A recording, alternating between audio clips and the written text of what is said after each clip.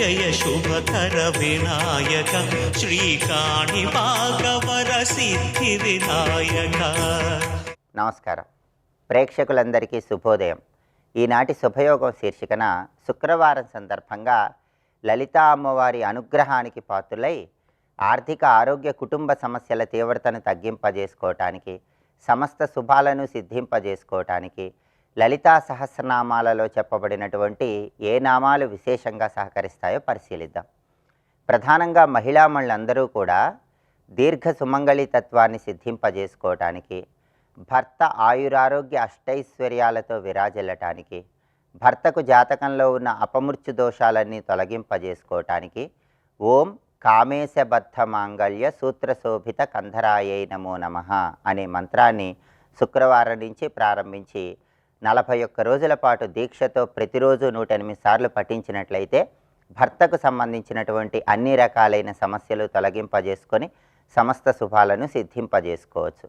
అలాగే భార్యాభర్తల మధ్య అన్యోన్యత తక్కువగా ఉన్నప్పుడు భర్త కుటుంబం గురించి ఎక్కువగా పట్టించుకోవటానికి, భర్త ఎప్పుడూ కూడా జీవిత భాగస్వామి గురించి ఆలోచించటానికి, భార్యాభర్తల మధ్య విభేదాలు తగ్గింపజేసుకోవటానికి ఓం స్వాధీన వల్లభాయై నమః అనే మంత్రం విశేషంగా సహకరిస్తుంది. ఈ మంత్రాన్ని ప్రతిరోజు కూడా మహిళామణులు పఠిస్తూ ఉన్నట్లయితే భార్యాభర్తల మధ్య అన్యోన్యత పెంపొందింపజేసుకోవచ్చు.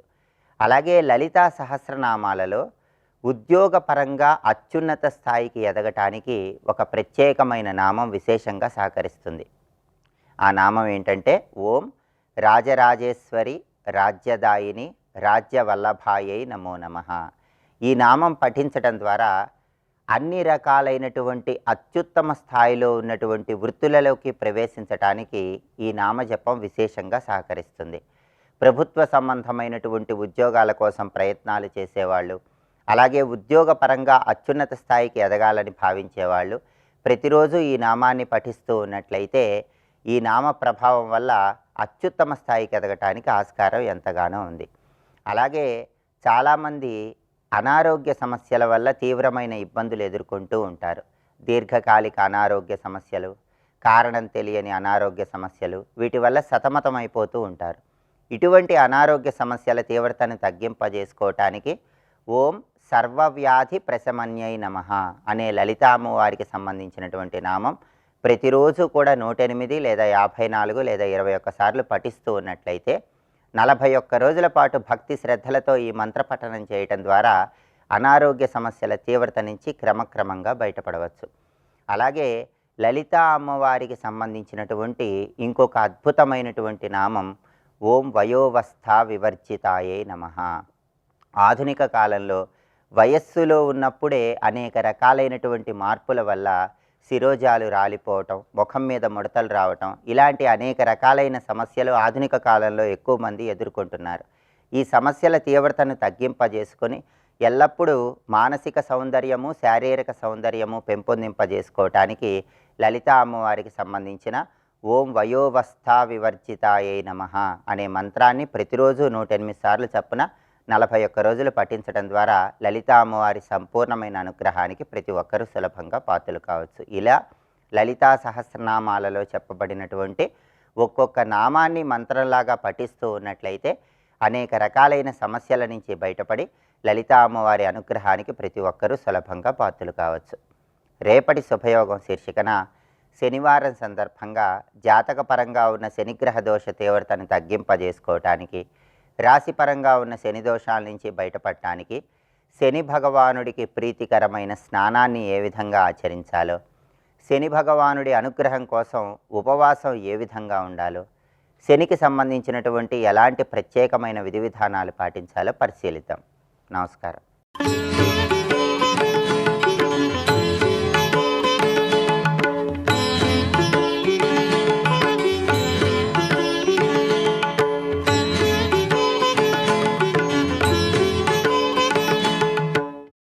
యం ఏకాక్షరం, ఓమిత్యేకాక్షరం, యమేకాక్షరం నిర్మలం నిర్వికల్పం. అది పరబ్రహ్మ.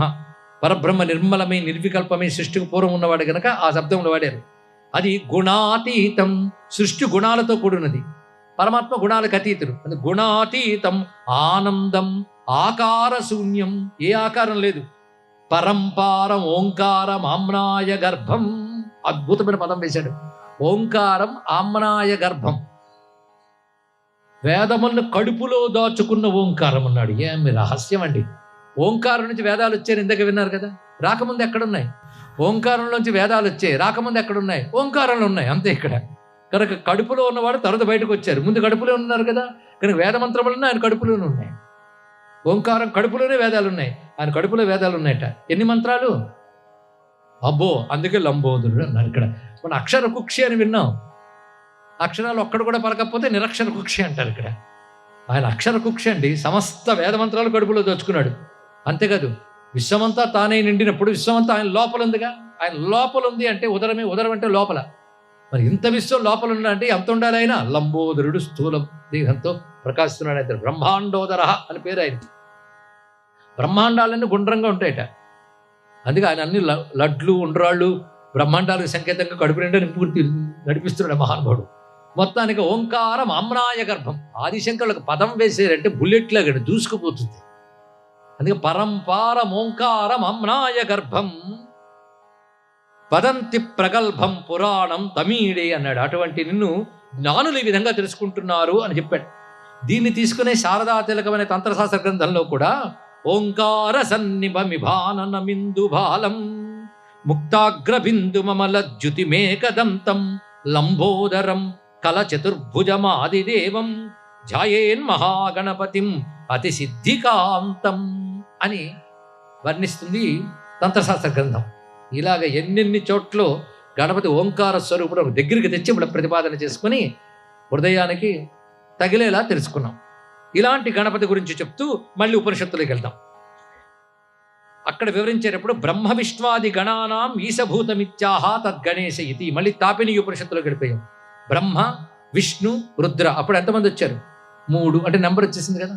ఇప్పుడు మహేశ్వరుడు, వాళ్ళు చేసే సృష్టి స్థితి లయ పనుల్లో వాళ్ళకంటూ గణాలు ఉన్నాయి. పార్షదగణాలు, శివగణాలు, బ్రహ్మగణాలు, రుద్రగణాలు, విష్ణుగణాలు అన్నీ ఉన్నాయి కదా. ఈ గణములన్నిటి కలిపి వీళ్ళందరికీ మూలమైన వాడేవాడు వాడు గణేశ. గణేశో వై సదజాయత మంత్రం, ఉపనిషత్ మంత్రం. గణేశో వై సదజాయత సత్ అజాయత. సత్ అంటే కార్యరూపమైన జగత్తు ఆయన నుంచి వచ్చింది. తద్వై పరం బ్రహ్మ, అతడే పరబ్రహ్మం. తద్విదాప్నోతి పరం, అది తెలిసిన వాడు పరమమును మోక్షమును పొందుతున్నాడు. అదే సవై గజాకార అనిర్వచనీయ. ఇది ఇలాంటిదని చెప్పలేం. శైవ మాయా జగద్బీజమిత్యాహ. ఆ గణపతి తనంత తాను కాకుండా తన శక్తితో వచ్చాడు. అంతేగా రూపం లేనివాడు రూపం ధరించాడంటే ఏముండాలండి? రూపం ధరించే శక్తి ఉండాలి. రూపం ధరించే శక్తి కాదు, రూపాలు ఇచ్చే శక్తి కూడా ఆయనకున్నది. అంటే అజాయమానో బహుదా విజాయతే తస్య ధీరా పరిజానంతి యోని అంటున్నాం కదా. అనేక రూపములు ఆయనే స్వీకరిస్తున్నాడు, దానికి కారణం ఆయన. అలాంటి వాడు శక్తితో ధరిస్తున్నాడు కదా. శక్తి పేరు మాయ. ఒక్క పరమాత్మను ఎవ్వడూ చూడలేడండి. మాయాశక్తితో కలిస్తేనే చూడగలం. మాయాశక్తితో కలిసిన పరమాత్మకు సగుణ బ్రహ్మం అని పేరు. మాయకు అతీతమైన బ్రహ్మమును నిర్గుణ బ్రహ్మం అంటారు. కానీ పరమాత్మ మాయతోనే సగుణ బ్రహ్మగా వచ్చాడు. ఇప్పుడు గణపతి కనబడగానే ఆయన మాయ పేరు ఏంటో తెలుసా? వైనాయకి మాయ అన్నారు. వైనాయకి ఆవిడ. మీరు చండీ సప్తశతి చదివితే అమ్మవారి రూపాల్లో దానికి ముందు మనం చండీ కవచం చదువుతాం, అందులో వైనాయకి వస్తాం. ఆడ గణపతి రూపాలు ఉన్నాయండి, స్త్రీ రూప గణపతి రూపం ఉంది. ఏనుగు తొండంతో ఉండేది వైనాయకి, ఆయన రూపమే. ఇదేంటి వైనాయకి మాయ? అంతకుముందు వైష్ణవి మాయ అని చదివాం, వైష్ణవ మాయ. ఇంకెక్కడ సాంభవ మాయ ఉందట. అసలు మాయే మాయలో ఉంటే మళ్ళీ సాంభవ మాయ ఒకటి, వైష్ణవ మాయ ఒకటి, వైనాయకి మాయ ఏంటండి అంటే ఒకటే సమాధానం, ఎప్పుడు ఈశ్వరుడు ఒక్కడే, మాయ ఒక్కటే అండి. ఆ ఈశ్వరుడి గణపతి అన్నప్పుడు అది వైనాయకి మాయ, అది విష్ణువు అయితే వైష్ణవి మాయ, శంభుడైతే శాంభవి మాయ. ఇంకా తేలిపోయింది, ఒకటే మాయ ఒకటే ఈశ్వరుడు, గొడవ లేదు. అది ఆ మాయతో ఉన్నప్పుడు ఆయన కనబడ్డాడు కనుక సగుణ బ్రహ్మ రూపంలో కనబడ్డాడు. ఇప్పుడు నేను జాగ్రత్తగా ఎందుకు చెప్తున్నానంటే శక్తితో కలిసి కనబడ్డాడు కదా. ఆయన రూపంలో ఏముంది? ఇప్పుడు శక్తి ఉంది, ఈశ్వరుడు ఉన్నాడు, కలిపితే అయింది. శక్తి ఈశ్వరుడు కలిపితేనే గణపతి. శక్తి ఈశ్వరుడు ఎప్పుడున్నారు? ఎప్పుడూ ఉంటారు. అలా ఎప్పుడు ఉన్న ఈశ్వరుడు శక్తి శివ పార్వతులై వచ్చినప్పుడు మళ్ళీ గణపతి రావాల్సిన అవసరం వచ్చింది. గణపతి ఎన్ని మార్లు వచ్చాడో లెక్కలేదండి. ఒకసారి కాదు, 2 సార్లు కాదు. ఈ విఘ్నాలు ఒకసారి వచ్చాయా? ఎన్ని మార్లు లోకంలో విఘ్నాలు వచ్చి దేవతలను ఇబ్బంది పెట్టిందో అప్పుడు స్వామిని ప్రార్థిస్తే ఒక్కొక్క రూపంతో వచ్చాడు. కానీ గణపతి రూపాలను ఒక్కలా ఉండవు, ఎందుకంటే ఒక్కొక్కసారి ఒక్కొక్కలా వచ్చాడు ఆయన. శివపార్వతులు తనయుడుగా వచ్చాడు. శివ పార్వతులు అంటే ఈశ్వరుడు శక్తి, ఆ రెండు కలిపిన రూపమే ముందు బ్రహ్మదేవుడికి కనిపించింది. మళ్ళీ కొంతకాలానికి భూమి మీదకి రావలసి వచ్చినప్పుడు శివపార్వతుల తనయుడుగానే ఆయన వచ్చాడు. ఎప్పుడు శక్తి ఈశ్వరుడితో కలిసి వస్తాడు, అది శివపార్వతులు తనయుడుగా వచ్చాడు. శివుడు పార్వతీదేవి నలుగు పెట్టి గణపతి విగ్రహం తయారు చేసింది. శివుడు వచ్చాడు, పోల్చుకోలేకపోయాడు. వాళ్ళిద్దరి మధ్య యుద్ధం జరిగింది. దాంతో శివుడు తల తీసాడు. అప్పుడు అమ్మవారు వచ్చి అంత పని చేసావంటే, అయ్యో నీ కొడుకు నాకు తెలియలేదు అన్నాడు. ఏమిటి, సర్వజ్ఞుడైన శివుడికి తన కొడుకుని తెలియదా? ఏమిటి కథలో ఉన్న ఆంతర్యం? దీనిలో అనేక ఆంతర్యాలు ఉన్నాయి. ఆంతర్యాలు చెప్తే అప్పుడే అర్థం కాదు, అందుకే కథ చెప్పారు. శివపార్వతులు అంటే ప్రకృతి పురుషుడు, అది తెలుసుకోవాలి. ఇక్కడ అమ్మవారి దేహం నుంచి ఆయన తయారయ్యాడు. కేవలం ప్రకృతి నుంచి వచ్చిన స్వరూపం తయారైంది. కేవలం ప్రకృతి నుంచి వచ్చింది భూమిలో ఉండదు, నిలబడదు. ఈశ్వరుడు కలియాలి. కేవలం ఈశ్వరుడి నుంచి ఏది జరగదు, ఇద్దరు కలిస్తేనే ఏదైనా జరుగుతుంది. అది అమ్మవారు తయారు చేసి ఉంచిన శివుడు వచ్చి ఆ శిరస్సు తీసి తాను శిరస్సు తెచ్చి పెట్టాడు. అప్పుడు గణపతి ఏమయ్యాడు? పాదం నుంచి కంఠం వరకు ప్రకృతి రూపమయ్యాడు, కంఠం నుంచి పై భాగం పురుష రూపమయ్యాడు. రెండూ కలిసి గణపతి అయ్యాడు. ఇలా చూడాలండి ఒక్కొక్క దేవతా దృష్టిని. ఎందుకంటే దేవతలు మానవులు కారు, ముందు తెలుసుకోండి, మనలాంటి వాళ్ళు కారు. కానీ ఇప్పుడు అర్థమవుతుంది కదా, ప్రకృతి పురుషాత్మకం. ఈ మాట నేననలేదు, ఉపనిషత్తు చెప్తుంది, వల్లభేష్ ఉపనిషత్తు. నరాకారో మాయా గజాకార పురుష ప్రకృతి పురుష అభేదాత్మక రూపధరో గజానన. మంత్రం ఇది సంపూర్ణంగా. నరాకారో మాయ, కింద కదులుతూ మెదులుతూ ఉన్నవే కింద ఉంటాయి, మీరు గమనించండి. కదులుతూ మెదులుతూ నడిపే కర్మేంద్రియాలన్నీ కంఠం నుంచి పాదం వరకు కర్మేంద్రియాలన్నీ అక్కడ ఉంటాయి, జ్ఞానేంద్రియాలన్నీ పైన ఉంటాయి. కానీ కర్మేంద్రియాలన్నీ నడిపిస్తుంది. నడుస్తున్న జగత్తు కర్మేంద్రియాలకు ప్రతీక ప్రతీక ప్రతీక సింబాలిజం. అసలు ఆ సింబాలిజం, ఎంబాడిమెంట్, ఈ థీరీలు తెలిస్తే హిందూ మతం మరింత తేలిగ్గా అర్థమవుతుందండి. సర్వం శ్రీ మహాగణపతి చరణారవిందార్పణమస్తు.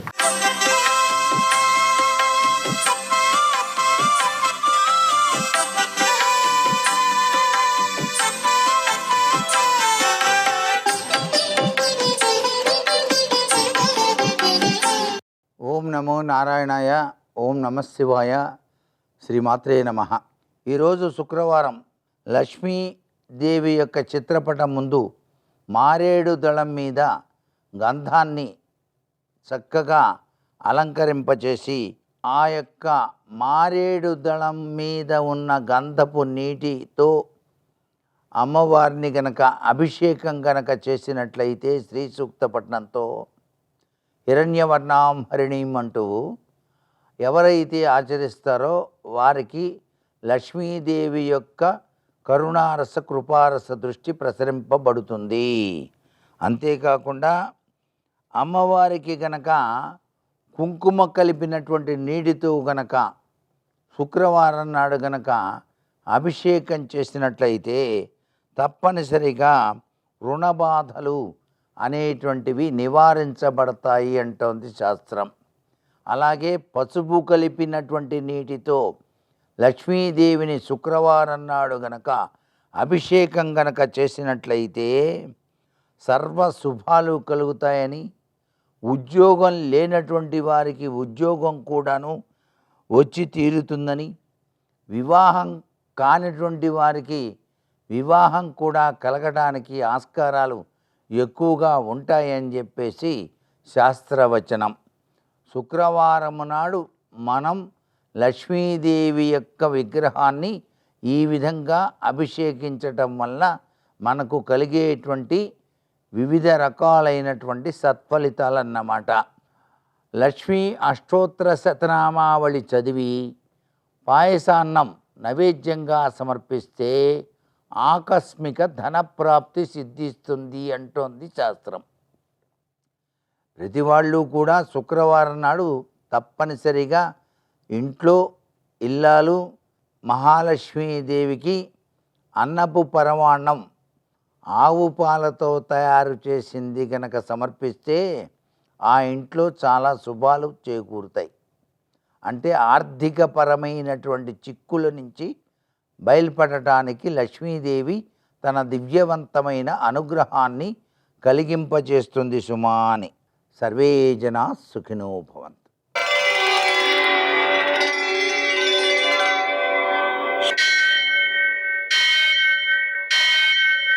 సహస్రశీరుషం దేవం విశ్వాక్షం విశ్వశంభువం విశ్వం నారాయణం దేవమక్షరం పరమం పదం విశ్వతః పరమాం నిత్యం విశ్వం నారాయణగుం హరిం విశ్వమేవేదం పురుషస్తద్విశ్వముపజీవతి పతిం విశ్వస్యాత్మేశ్వరం శాశ్వతం శివమచ్యుతం నారాయణం మహాజ్ఞేయం విశ్వాత్మానం పరాయణం.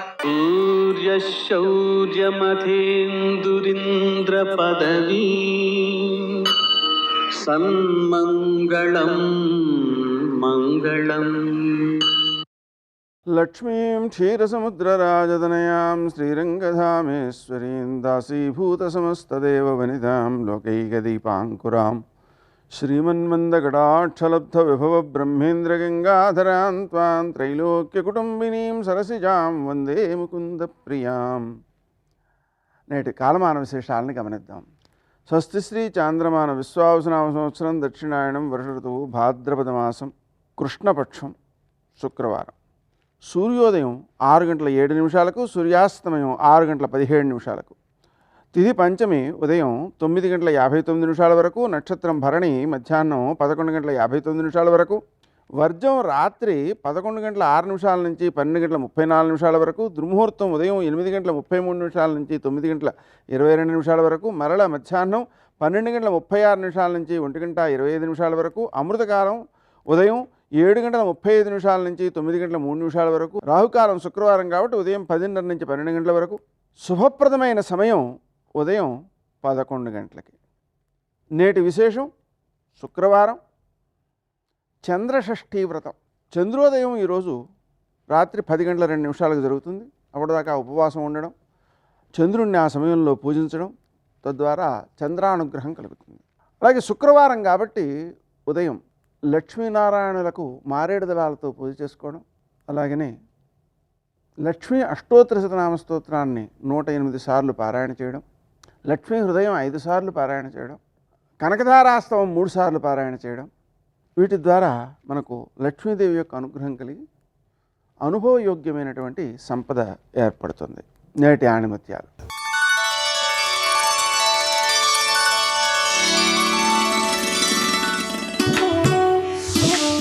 ఒకరి విజయాన్ని చూసి అసూయ చెందితే అది బలహీనతగా మారుతుంది. ఒకరి విజయాన్ని చూసి ప్రేరణ పొందితే అది ఆత్మవిశ్వాసాన్ని పెంపొందిస్తుంది.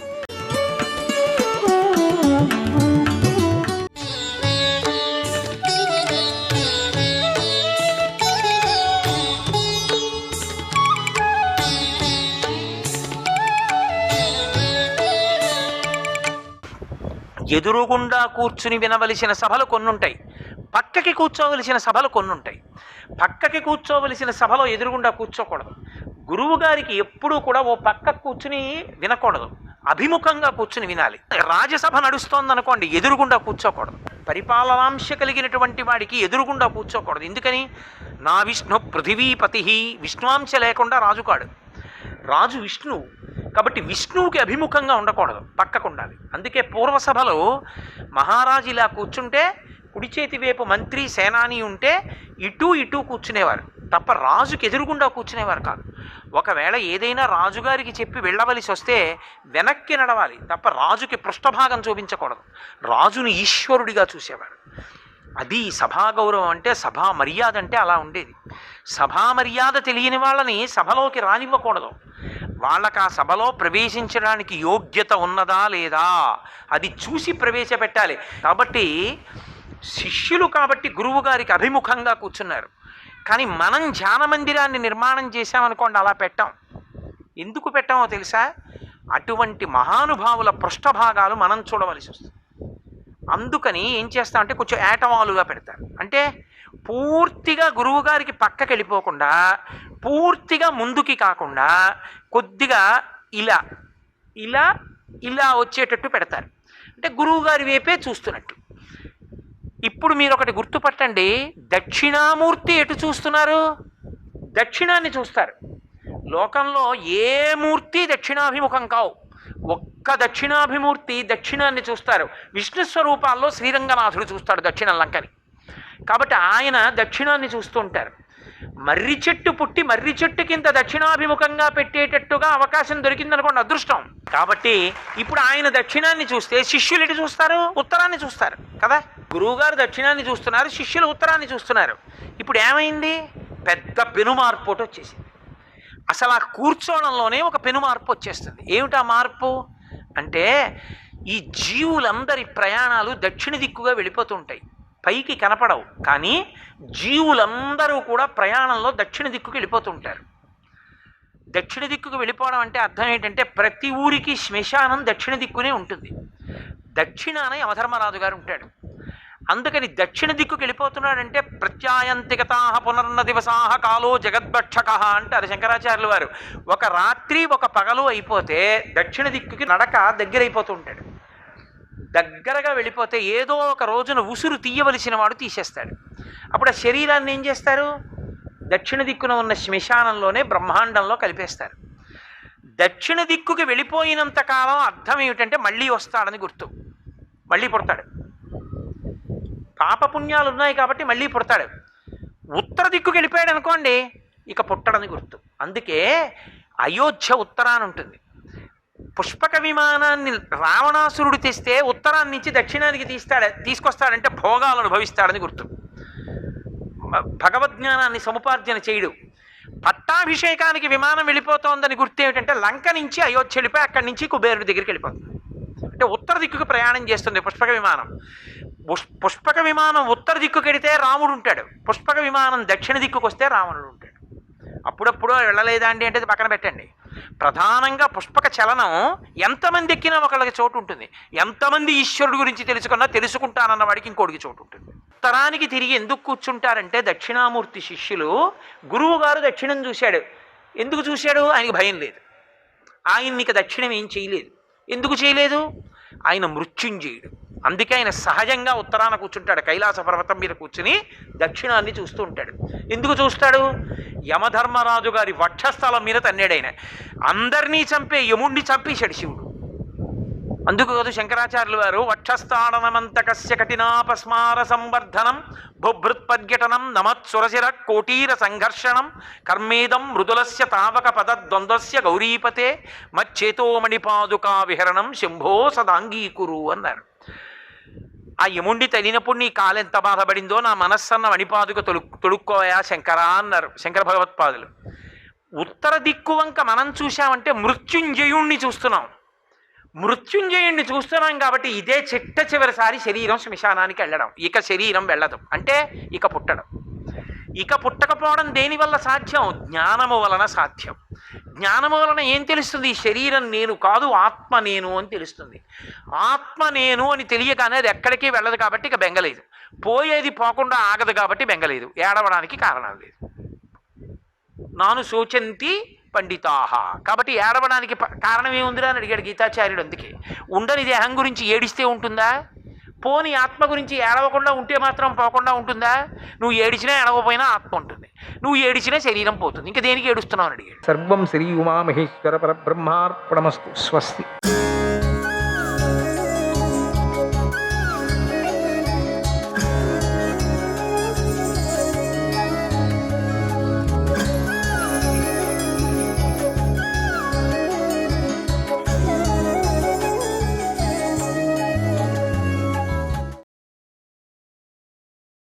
ఒకప్పుడు బ్రహ్మదేవుడు జితేంద్రియులు, నియమతత్పరులు, యజ్ఞాచరణశీలు అయినటువంటి బ్రాహ్మణోత్తములను వెంటబెట్టుకొని మేరు శిఖరం మీద కొంతకాలం నివాసం చేశాడు.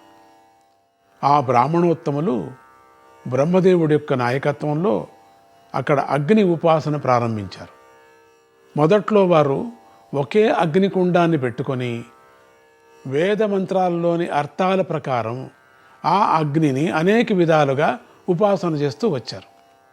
కానీ కాలక్రమంలో వారు ఆ అగ్నిని విభాగం చేస్తే మంచిది అని అర్థం చేసుకున్నారు.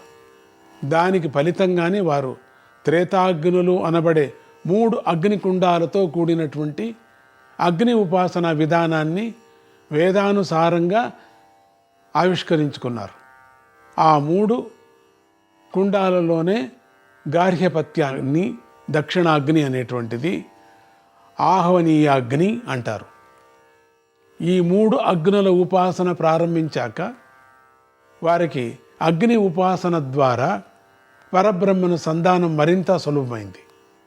అప్పటి నుండి వారు ఆ త్రేతాగ్నిలో 4 వేదాల మంత్రాలను సుస్వరంగా ఉచ్చరిస్తూ హోమాలు ఆచరిస్తూ జగద్దితం కోసం యజ్ఞాచరణాలను కొనసాగించారు. ఇది ఇలా జరుగుతూ ఉండగా బ్రహ్మదేవుడు అక్కడ స్వయంగా అగ్నిష్టోమము అనేటువంటి గొప్ప యజ్ఞాన్ని ఆచరించాలని సంకల్పించాడు. ఆయన మేరు శిఖరం మీదే ఉన్నటువంటి పుష్కర తీర్థం దగ్గర తన భార్య అయినటువంటి మేధాదేవితో కలిసి యజ్ఞ దీక్షను స్వీకరించాడు. ఆ యజ్ఞానికి ఎక్కడెక్కడ మహర్షులు, మహాత్ములు, బ్రాహ్మణోత్తములు బ్రహ్మదేవుడి యొక్క ఆహ్వానం మేరకు తరలికి వచ్చారంతా కూడా. అలా వచ్చిన వారిలో దక్ష ప్రజాపతి కూడా ఉన్నాడు. ఈయన శిఖాధారి అయినటువంటి బ్రాహ్మణోత్తముడే కానీ చేతులలో కత్తి, డాలు, ధనుర్బాణాలను ధరించి ఉన్నాడు. అలాగే మహాత్ముడైనటువంటి బృహస్పతి కూడా వచ్చి ఉన్నాడు. అప్పటికి యజ్ఞ విధాన శాస్త్రాలు గ్రంథరూపంగా అప్పటికి లేవు, ఇంకా పుస్తకాలు లేవు. అందువల్ల ఎప్పుడెప్పుడు ఏ మంత్రాలను గానం చేయాలో దేవేంద్రుడే స్వయంగా ఆ ఋత్విక్కులకు సూచనలు ఇస్తున్నాడు. దానికి అనుగుణంగా వారు మనోహరమైనటువంటి వేదగానాలు చేస్తూ యజ్ఞక్రియలను నిర్వహిస్తున్నారు. ఈ యజ్ఞం కోసం బ్రహ్మదేవుడు ఒక నూతన అగ్నిని సృష్టి చేశాడు. ఎలా చేశాడంటే, రావి చెట్టు తొర్రలో మలిచినటువంటి జమ్మి చెట్టు యొక్క కొమ్మను నరికి దానికి ఒక కొయ్య దిమ్మగా తయారు చేశాడు. దానినే అరణి అంటారు. ఈ అరణిని మథించగా దానిలో నుంచి అగ్ని జన్మించింది. బ్రహ్మదేవుడు దానినే తన యజ్ఞానికి ప్రధాన అగ్నిగా స్వీకరించాడు. ఇక బ్రహ్మదేవుడు ఎంచుకున్నటువంటి ఋత్వికులు వేదార్థవేత్తలు గనుక వేదోక్తమైన విధానంలో ప్రశస్తమైనటువంటి హోమద్రవ్యాలన్నిటినీ సేకరించి సిద్ధపరిచి ఉంచారు. వాటిలో ఆవు నెయ్యి, ఆవు పాలు, యవలు, వడ్లు, రకరకాల సవిధలు, సోమలత, ఉత్తమ గోవులు, దూడలు మొదలైన అనేక అపూర్వ ద్రవ్యాలు కూడా ఉన్నాయి. ఉత్తమ గోవులంటే పాల కోసరం. ఆ యజ్ఞంలో బృహస్పతి 6 నెలల పాటు అవిచ్ఛిన్నంగా శాస్త్రీయమైన పద్ధతిలో వేదగానం చేసి యజ్ఞక్రియలను లోకోత్తరంగా నిర్వహింపజేశాడు. ఇలా ఎన్నెన్నో విశేషాలు కలిసి రావటం చేత ఆ యజ్ఞశాలే 2వ బ్రహ్మలోకంలాగా ప్రకాశించింది. ఈ విధంగా బ్రహ్మదేవుడు స్వయంగా ఆచరించిన ఆ యజ్ఞంలో ఋత్వికులైన వారంతా కేవలం మంత్రోచ్చారణలు, హోమ విధానాలు మాత్రమే కాకుండా ధ్యాన తపో నియమ తత్పరులై అన్ని కర్మలను ఆచరించినందువల్ల ఆ యజ్ఞము, దాని ఫలితము కూడా దినదినాభివృద్ధి పొందుతున్నాయి. యజ్ఞం అంతా పూర్తి అయ్యాక ప్రధాన యజమానుడైనటువంటి బ్రహ్మదేవుడు శ్రీ మహావిష్ణువును విశేషంగా పూజించాడు. దీనివల్ల ఆ యజ్ఞం మరింత శక్తి సంపన్నంగా మారింది. తత్ఫలితంగా బ్రహ్మదేవుడు తర్వాత కాలంలో తన యొక్క ఇచ్ఛాపూర్వకంగా అదితీదేవి యొక్క కడుపున పుట్టి దేవలోక నివాసం చేశాడు. బ్రహ్మ, విష్ణువు ఇలాంటి వాళ్ళకి జన్మ లేదు, కానీ వాళ్లే కావాలని జన్మలను తీసుకొని ఇంద్రాది పదవులను అధిష్ఠిస్తూ ఉంటారు. అలాంటి వాళ్ళ ఉన్న లోకాలే నిజమైన ఉత్తమ లోకాలు. అలాంటి ఉత్తమ జీవుల వల్లనే ఇతర లోకాలకు రక్షణ జరుగుతూ ఉంటుంది. ఇప్పుడు బ్రహ్మదేవుడు ఆచరించిన యజ్ఞం ద్వారా జరిగిన పని కూడా అదే. ఉత్తములైన మహర్షులు ఎవరి దగ్గర దానం తీసుకోవటానికి ఇష్టపడరు. వాళ్ళు సామాన్యులు దానాలు పుచ్చుకుంటారు. దానివల్ల దాతలోని దోషాలు వాళ్ళకి అంటుకుంటాయి. అందుకే ఉత్తములైన గురువులు తమ శిష్యులకు అపరిగ్రహ వ్రతాన్ని నేర్పుతూ ఉంటారు. ఇలాంటి బోధ చేయటం కోసమే, అంటే అపరిగ్రహం అంటే తీసుకోకూడదు, దక్షిణ తీసుకోకుండా పాఠం చెప్పండి అంటూ ఉంటారు. అందుకని తమ శిష్యులకి అపరిగ్రహ వ్రతాన్ని నేర్పుతూ ఉంటారు. ఆ వ్రతం అంటే ఏమిటి జాగ్రత్తగా వినండి అని చెప్తూ వాళ్ళకి నేర్పుతుంటారు. ఇలాంటి బోధ చేయటం కోసమే బ్రహ్మదేవుడు తన యజ్ఞం యొక్క చివరిలో ఒక మంచి పని చేశాడు. యజ్ఞం అనేది దక్షిణ ఇవ్వకపోతే పూర్తి కాదు. దక్షిణ ఇవ్వకపోతే యజ్ఞం వల్ల ఫలం రాదు. కానీ దక్షిణ పుచ్చుకునేవాడు నిష్కామంగా పుచ్చుకోవాలి. ఈ విషయాన్ని మనస్సులో దాచుకున్నటువంటి బ్రహ్మదేవుడు తన యొక్క ఋత్వీకులకు ఆ మేరు పర్వతం మొత్తాన్ని దక్షిణగా దానం చేశాడు.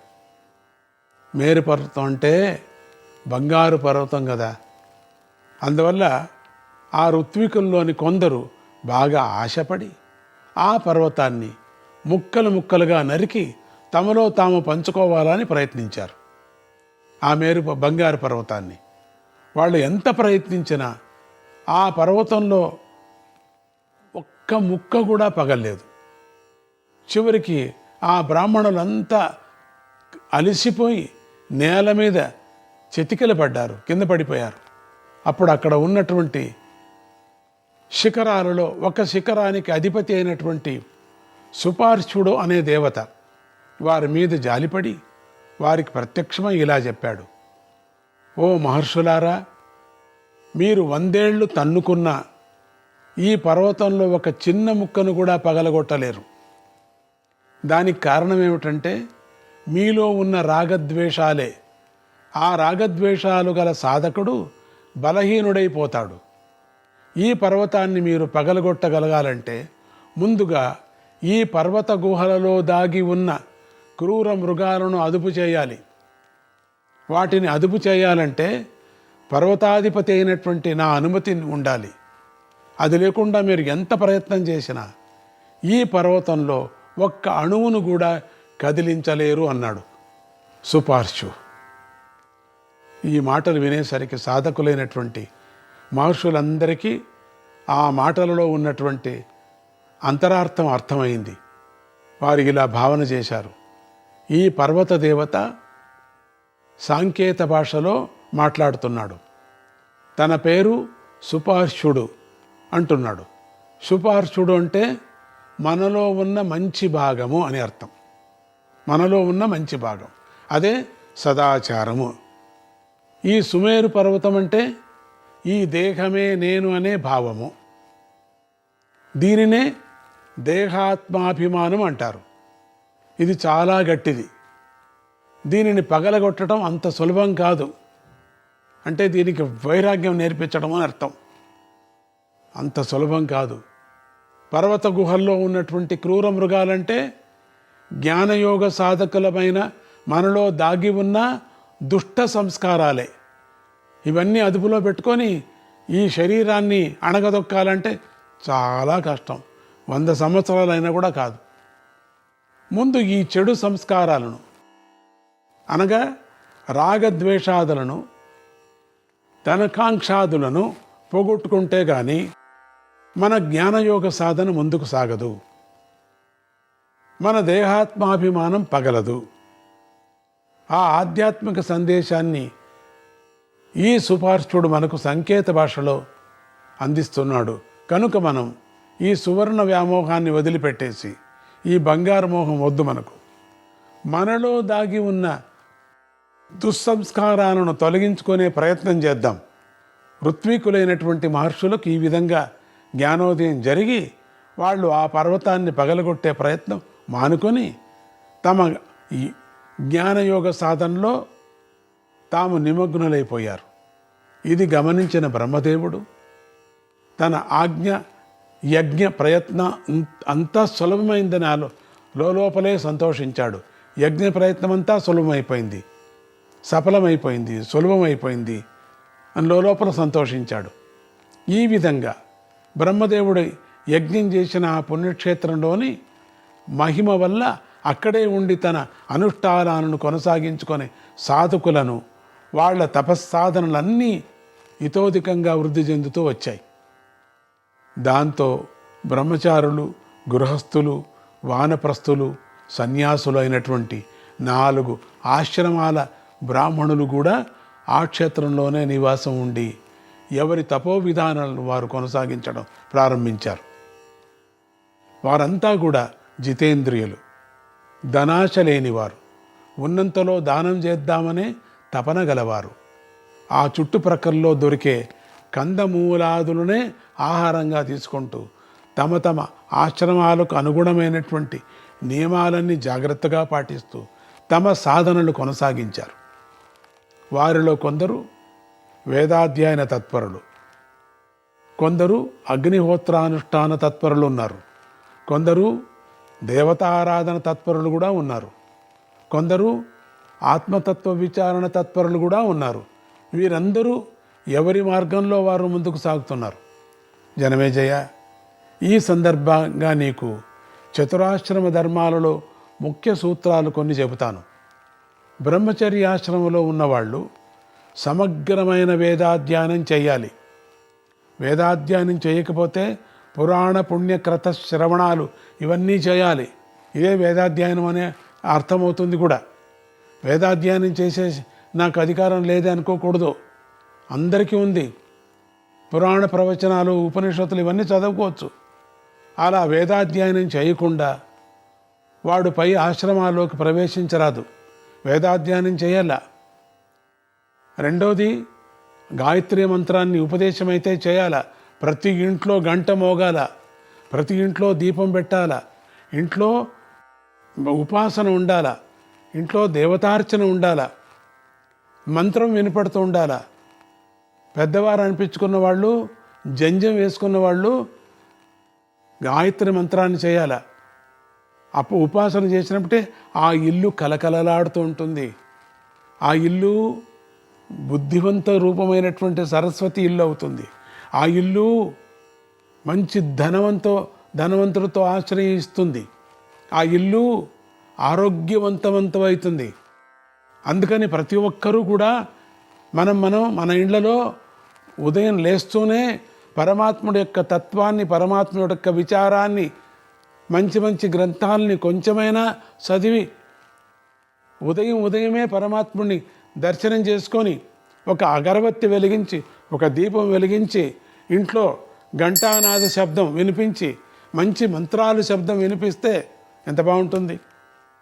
వాళ్ళందరూ ఆరోగ్యవంతులు అవుతారు. వాళ్ళందరూ ఉత్తమ లోకానికి వెళతారు.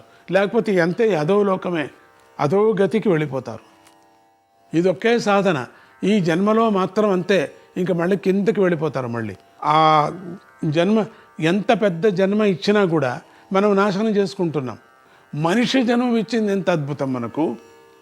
ఈ మనిషి జన్మని పవిత్రం చేసుకోవటం లేదు. మనం నిద్రపోవటం, లేయటం, అన్నం తినటం, మళ్ళీ ఎక్కడికో వెళ్ళటం, డబ్బుల కోసం వెళ్ళటం, పిల్లలు పుట్టించుకోవటం, ఇంతే. ఇంక వేరే పని లేదు మనకు. ఇంతే. ఇదే వ్యవహారం ఇళ్లలో మాటిమాటికి ఇంతే. ఎవరింట్లో అయినా మేము సప్తాహం చేస్తున్నాం, మేము అనగా వ్రతం చేసి సప్తాహం చేస్తున్నాం, మేము గురుచరిత్ర చదువుతున్నాం, మేము భాగవత పారాయణం చేయించుకుంటున్నాం. గృహస్థాశ్రమంలో ఉన్నవాడు తన తత్వ వివేకం పరిపాకం చెందకముందే గృహస్థాశ్రమ ధర్మాన్ని పరిత్యజించకూడదు. ముందుగానే అన్ని కర్మలు చేసిన తర్వాతనే గృహస్థాశ్రమ ధర్మాన్ని పరిత్యాగం చేయాల. సగంలోనే వదలకూడదు. పిల్లలు కనేసి వెళ్ళిపోకూడదు, కమండలం వేసుకొని వెళ్ళిపోకూడదు. ఇక బ్రహ్మచర్యాశ్రమంలో వేదాధ్యయనం పూర్తిగా చేసినవాడు, ఉపనిషత్తుల తత్వాన్ని బాగా అధ్యయనం చేసినవాడు, గురుసేవ బాగా చేసినవాడు, గురువులు ఉపదేశించిన తపస్సులను శ్రద్ధగా ఆచరించినవాడు, ఇలాంటి ఉత్తమ సాధకుడు బ్రహ్మచర్యాశ్రమం నుంచి సూటిగా సన్యాసాశ్రమంలోకి వెళ్ళిపోవచ్చు కూడా. అంటే అలాంటి ఉత్తమ సాధకుడు గృహస్థాశ్రమాన్ని స్వీకరించి పుత్రులను పొందవలసిన పని లేదు అని చెప్పారు. వేదాధ్యయనం చేసిన బ్రాహ్మణ్ణి మాత్రం రాజు నిరాధరణ చేయకూడదు. బ్రాహ్మణులకు వేదాధ్యయనం ఎంత ముఖ్యమో వేదాన్ని ఇతరులకు అధ్యయనం చేయించడం కూడా అంత ముఖ్యమే. బ్రాహ్మణుడు ఏ సత్కర్మ చేసినా సరే వేదోక్తమైన విధానంలోనే చేయాలి. జనమేజయ, ఇలాంటి నియమాలను పాటించే ఉత్తమ బ్రాహ్మణులంతా బ్రహ్మదేవుడి యొక్క యజ్ఞక్షేత్రంలో తమ తపస్సులను కొనసాగించారు. అటువంటి ఆ క్షేత్రంలోకి క్రమంగా గోదేవతలు, నాగులు, సూర్యచంద్రులు, నారదాది గంధర్వులు కూడా చేరారు. వీరంతా తమ తపస్సులు తాము చేసుకుంటూ అక్కడ ఉండే బ్రాహ్మణులను, బ్రహ్మదేవుణ్ణి కూడా విశేషంగా పూజించసాగారు. ఇలా ఉత్తములైన వారంతా తన యొక్క యజ్ఞక్షేత్రంలో తపోదీక్షసాక్తులై ఉండేసరికి బ్రహ్మదేవుడు చాలా సంతోషించాడు. వాళ్ళంతా బ్రహ్మదీక్షతో తపస్ ఆసక్తులై ఉండిపోయారు అందరూ కూడా. ఎంత అదృష్టం, ఎంత అదృష్టం అని మురిసిపోయాడు బ్రహ్మ. ఆ విధంగా సంతోషపడ్డ బ్రహ్మదేవుడు కశ్యప ప్రజాపతిని దగ్గరకు పిలిచి, నాయనా, నువ్వు కూడా మంచి విస్తారమైనట యజ్ఞం ఒకటి చేస్తే బాగుంటుంది అని ప్రోత్సహించాడు. ఆ మాటలు విన్న దేవజాతుల వారు కొంతమంది, ఈ మానవ జాతి వాడు ముందుగా యజ్ఞం చేయటం దేనికి, దేవజాతి వారు మేమే చేస్తామంటూ అహంకారంగా మాట్లాడసాగారు. అది చూసి దైత్య దానవ రాక్షస జాతుల్లోని కొంతమంది వీరులు, మీకంటే మేమే గొప్ప వీరులం, మేమే ముందు యజ్ఞం చేస్తామంటూ ముందుకు త్రోసుకొచ్చారు. యజ్ఞకాంక్ష కాస్త వాదులాటగా మారిపోయింది. మేం చేస్తామంటే మేం చేస్తాం. వాదులాట త్రోపులాటలాగా వచ్చేసింది. ఒకరికొకరు తోసుకున్నారు, జుట్లు పట్టుకున్నారు. త్రోపులాట ఎంతవరకు వచ్చింది? బాహుయుద్ధంలోకి వచ్చింది. చేతులు పట్టుకున్నారు, జుట్లు పట్టుకున్నారు. ఆ యుద్ధం ఒకరికొకరు ఎంతవరకు వచ్చింది? ప్రాణాలు తీసుకునేదాకా వచ్చింది. అదే కదా, ఈ దశలో అక్కడుండే మహర్షులు, యోగులు మొదలైన పెద్దలు ఈ పోట్లాటకు అడ్డంపడి రెండు పక్షాలను శాంతింపజేద్దామని ప్రయత్నం చేసిన దేవదానవ జాతుల వారు ఆ ముసలి వాళ్ళని పక్కకు తోసేసి ఒకరినొకరు తీవ్రంగా కొట్టుకొని రెండు పక్షాల్లోనూ చాలామంది మరణించారు. ఈ హడావిడికి అక్కడ ఉన్న భూమే కంపిస్తుందా అన్నట్లుగా గడగడలాడిపోయింది. ఈ గందరగోళం ఇలా జరుగుతూ ఉండగా ప్రహ్లాదుడు అనేటువంటి రాక్షసుడు మధువు అనేటువంటి మరో రాక్షసుడిని దగ్గరకు పిలిచి అతని చెవిలో ఏవో మంతనాలు చేశాడు. ఆ మంత్రాలు విన్న దగ్గర నుంచి మధురాక్షసుడికి కళ్ళు ఉగ్రమైపోయాయి. సహజంగా మధురాక్షసుడు మంచివాడే, ఇతని కళ్ళు తేనె రంగులో ఉంటాయి కనుక ఇతడికి మధువు అనే పేరు వచ్చింది. నారాయణ నారాయణ హరే కృష్ణ.